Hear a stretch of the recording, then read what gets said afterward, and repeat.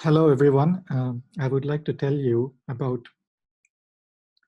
our work that is titled All Two-Party Facet Bell Inequalities Are Violated by Almost Quantum Correlations.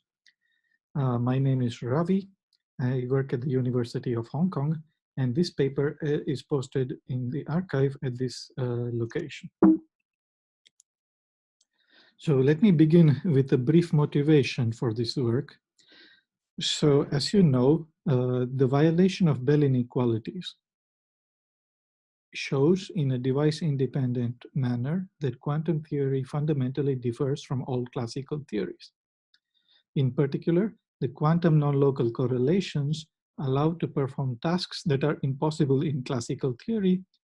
In particular, the tasks that are most interesting are the generation of cryptographic keys secure against general adversaries, the generation of certified randomness, the reduction of communication complexity based on non-local correlations, and so on. So in all of these tasks, which can even be done in a device-independent manner, the idea is to obtain these tasks by the observation of the violation of a Bell inequality. In particular, the inequalities that are most interesting are called proper or tight Bell inequalities. These are inequalities that define facets of the classical polytope, which is essentially the polytope of classical correlations, and the facets are the highest dimensional faces of this classical polytope. Now, an interesting question, a very important question in this regard, that has been open for quite some time, is the question whether every tight, meaning facet-defining Bell inequality, is violated in quantum theory. Meaning, are there quantum correlations that violate a facet Bell inequality for any facet, for any dimension of the polytope, meaning for any number of parties, for any number of inputs, and any number of outputs in a Bell experiment? A similar question related to the facets of the correlation polytope, which is a smaller dimensional polytope which considers classical correlations, but excludes the local marginals. And this question is also of interest, whether there are quantum correlations violating the facet-defining Bell inequalities of the correlation polytope. So you may have heard that the CHSH Bell inequality is violated in quantum theory, and the CHSH Bell inequality, up to some relabelings, defines the facet of the classical polytope when two parties measure two binary measurement settings.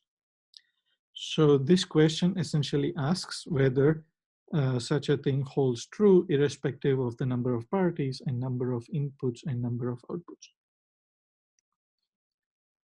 And in fact, this question is even listed as problem 26B and is posed by Richard Gill in the list of open problems in quantum information that is on the archive since 2005. So you can try to look up this question, which essentially says whether, if I have such a facet, is there always a quantum point that is outside this facet?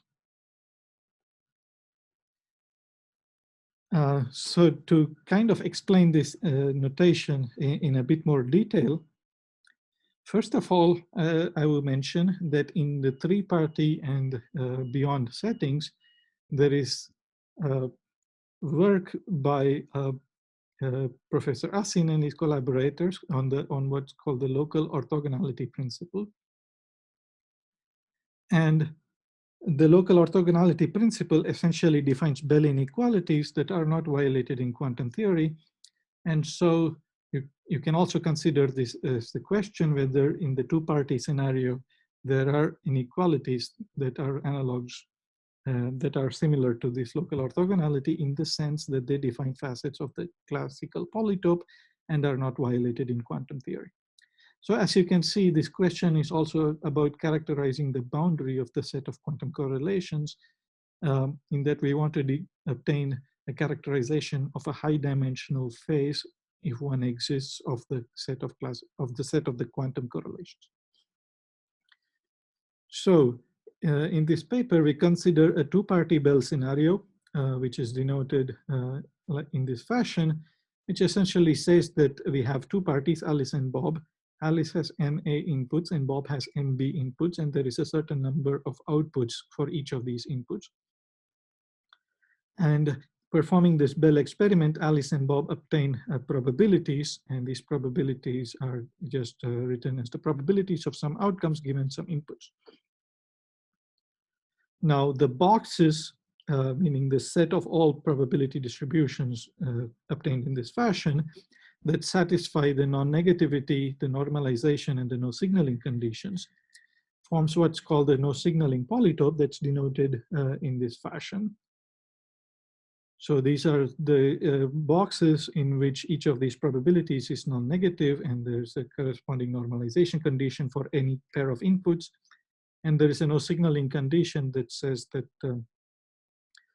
Alice's input does not influence the distribution of on Bob's side, and similarly, Bob's choice of input does not influence Alice's distribution. Now, if in addition to these three constraints, if we impose an integrality constraint, meaning if we suppose that each of these probabilities is either 0 or 1, then the convex hull of all such boxes essentially forms the classical polytope, which is denoted like this. So this is the classical Bell polytope, and it's strictly contained within the signaling polytope. And the set of quantum correlations lies in between these two polytopes. And this set is obtained by performing measurements on some quantum state in which we do not define explicitly we do not constrain explicitly the dimension or the states or the measurements. So as long as there is some arbitrary state in measurements that gives rise to these probabilities, then we call this as a point that belongs to the set of quantum correlations. Now, in the study of Bell non-locality, a pioneering paper is this paper by Navasquez, Pironio, and Asin that defines what's called a hierarchy of semi-definite programs that outer bounds or gives an outer approximation to the set of quantum correlations. So we start off from the set Q1, which is one level or the first level of this hierarchy. And as you get to higher and higher levels of this hierarchy, we get better and better approximations to the set of quantum correlations. Now, an important point is that there is an interesting level of this NPA hierarchy that's called the almost quantum set that is defined in this paper in NatCom from 2015, which is one of the intermediate levels of the NPA hierarchy.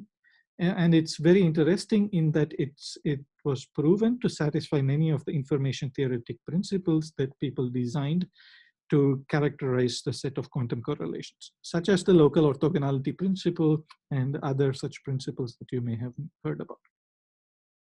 So essentially, this almost quantum correlations captures to a very large extent the intuition behind quantum theory. And also an interesting point about this almost quantum set is that a number of Bell inequalities already achieve their optimum quantum value at this level. So inequalities such as those defined by XOR games, or what you may have heard about as correlation Bell inequalities, are essentially, if you optimize them, then their maximum value is already achieved at this almost quantum level. So the most famous CHSH inequality is also one of these XOR games, and therefore its value is also achieved at this almost quantum level. So in this paper, we essentially showed that all two-party Facet Bell inequalities are violated in this almost quantum level of the NPA hierarchy. Essentially saying that if you consider any two-party Facet Bell inequality, irrespective of the number of inputs and outputs for each of the two players, you will always find a point in this almost quantum level that is outside the classical set. So this result essentially represents an important progress towards the question whether such a result also holds within quantum theory. As I said, the hierarchy of semi-definite programs converges to the set of quantum correlations, meaning as we go to higher and higher levels, eventually we get to the quantum set. So this result shows that if you consider any Facet Bell inequality, and if you look for its violation within the set of almost quantum correlations, then you will always find a violation. And a second result is that if we restrict only to the correlation Bell inequalities, meaning those inequalities which only involve correlation terms and do not consider the local marginal terms, then the second result says that all two-party facet correlation Bell inequalities are violated already in quantum theory. And moreover, this holds not only for the classical Bell polytope, but also for the correlation Bell polytope. So remember, we said that the correlation Bell polytope is a smaller polytope, is a polytope of much smaller dimension, which only looks at the correlations and does not consider the local marginal terms. So the corresponding question that Gil asked for the classical polytope is already solved for the correlation Bell polytope, and this is in this theorem 5. So theorem 5 says that every two-party facet defining correlation Bell inequality, irrespective of the number of inputs and outputs, admits a violation in quantum theory. So this facet defining nature is the facet of the correlation Bell polytope, which I must stress is different from the classical Bell polytope. So of course, for the classical Bell polytope, this result already follows as a corollary of the previous result that I just stated, because as I said, all correlation Bell inequalities are violated in almost quantum set. On the other hand, the theorem phi is not a corollary of the previous result because it's actually talking about the facet of the correlation Bell polytope. So essentially, we have two main results in this paper that state that if you consider a two-party Bell scenario, irrespective of the number of inputs and number of outputs for each of the players, these can even be different for each of the inputs within each player. Irrespective of any of these parameters, if you look at the almost quantum set, you always see a violation. And if you are only interested in correlation Bell inequalities, then if they are facets, then they are always violated in quantum theory. Not just in almost quantum theory, but in quantum theory, which is, after all, our most interesting area of research. Now, an important question remains whether the methods that were applied to this almost quantum level of the NPA hierarchy can be extended to the higher levels of the hierarchy. Meaning whether we can show that any two-party facet defining Bell inequality also defines a facet for the quantum set. Whether there is such a two-party facet Bell inequality, which would be an analog of the local orthogonality type inequalities.